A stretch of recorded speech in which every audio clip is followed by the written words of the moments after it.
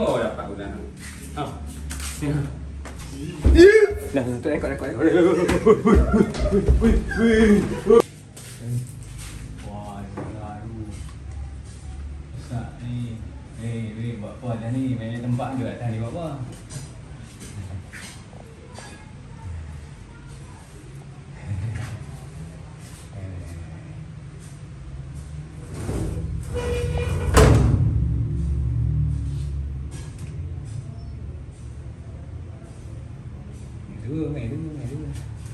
Main dulu.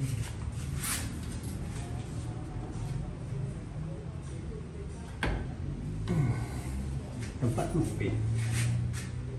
Main mak. Rekod ni. Oh, kuat kan? Ada kursi tak? Kursi ya. Ada kursi. Ada kursi.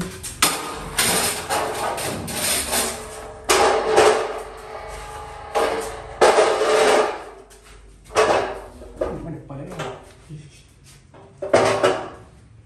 Kepala dia? Wih. Ni dah keluar.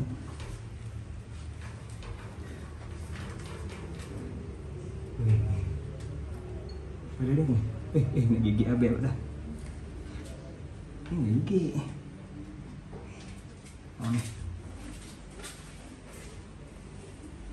Ni.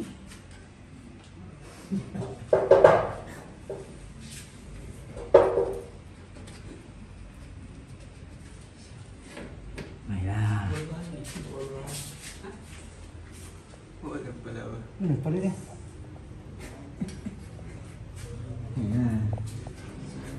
Tak lagi dah gigit habis.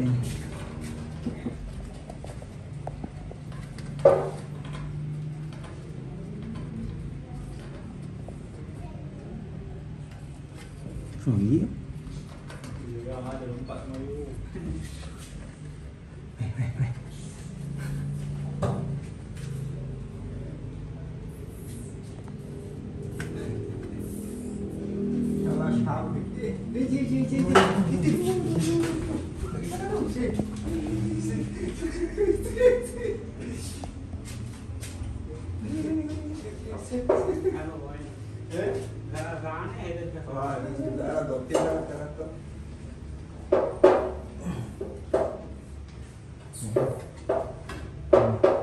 Tidak dapat. Tengok. Mata doce. Gol bari. Ini saiz ni boleh belah ni. Jadi saya makan. Gol bari. Oh, dapat ulang. Oh. Dah, tu rekod.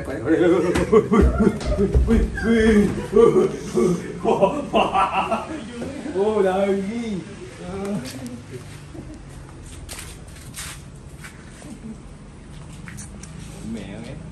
Boleh kata sama nak belah boleh ni. Cantik ni.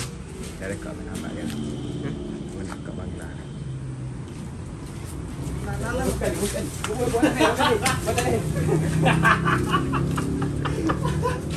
Dia penakut.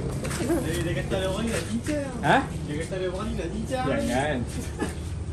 Yang ni kalau ikut kecil sikit, dia kita boleh tengok dia gigit tak gigit Dia gigit boleh tahan juga ni. Gigit kan. Itu abang nak tengok dia gigit. Okey. Dia tak mau gigit abang.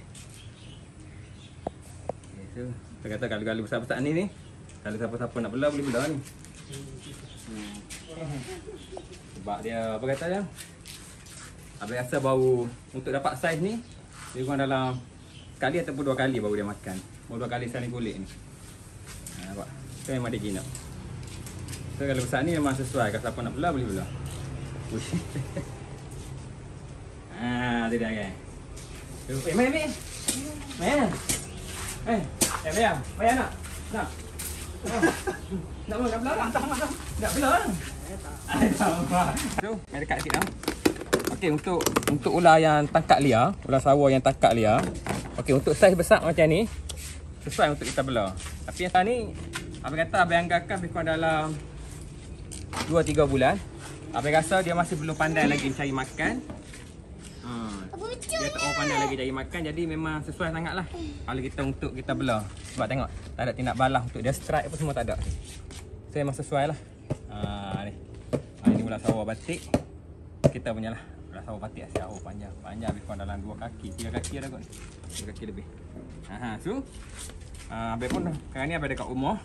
Abang nak kena simpan dia dulu untuk abang bawa balik ke rumah ular. So abang kena ni. Kita tutup dulu.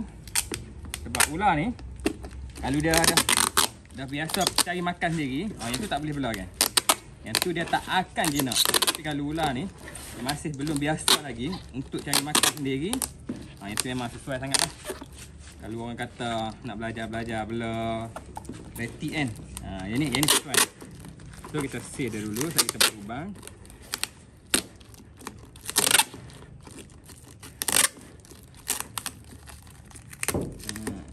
Kita save, kita buat lubang.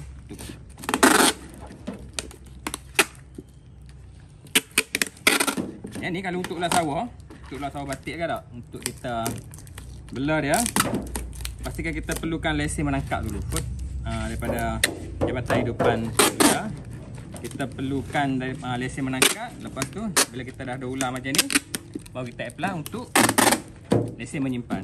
Okay. Untuk besar ni dia tak perlu lagi untuk nombor penandaan masuk dekat dia sebab dia masih kecil lagi.